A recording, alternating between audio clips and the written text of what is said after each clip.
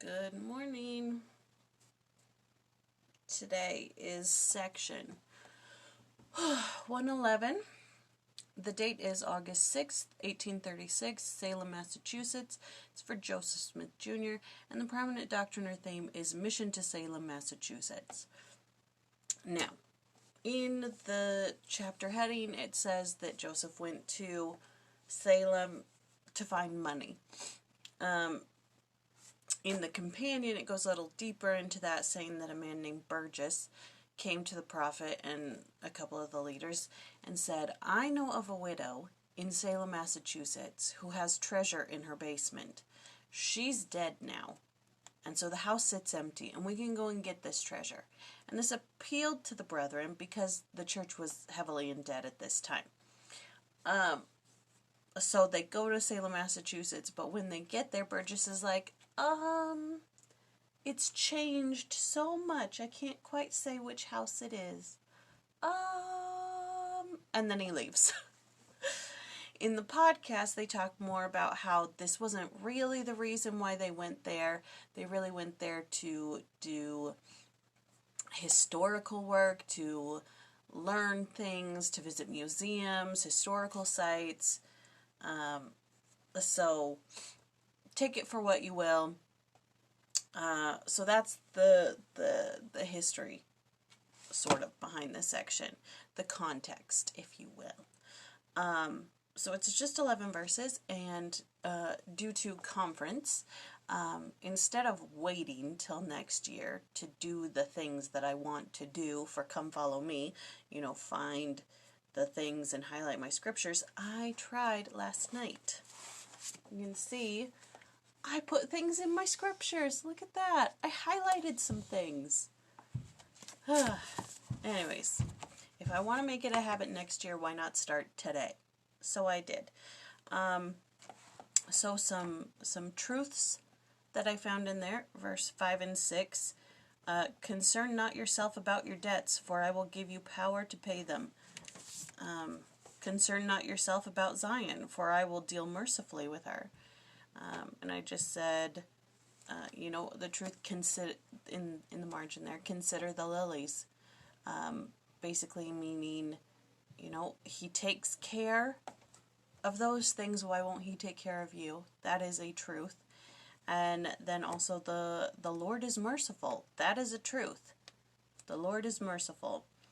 And then also a truth in verse 10, for there are more treasures than one for you in this city. And this has reference to not treasures of gold, but treasures of spirits, of souls.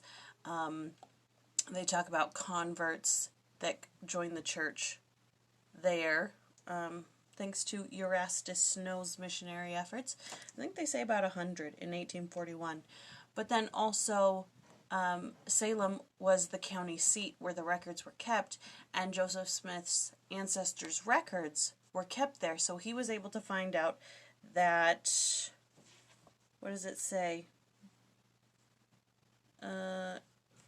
Robert Smith was the first of Joseph Smith's line to immigrate to America, settling near Salem. So he was able to get genealogical records. So I put as the truth, not all treasures are of gold. The worth of souls is great in the sight of God. And then, inspiring words, here in 11, at the very end, he says, I will order all things for your good as fast as ye are able to receive them. And that's inspiring to me because he's just waiting on me to give me the blessings. As fast as I'm able to receive the blessings that he has in store for me, he's going to give them to me. He's just waiting on me. So that was my try at doing the things I want to do, studying the scriptures better. Thank you, conference. Okay. I think in all of that I explained everything I wanted to, which is interesting. I like that. I like that I was able to do what I wanted to do and also explain the things that I wanted to explain hand in hand.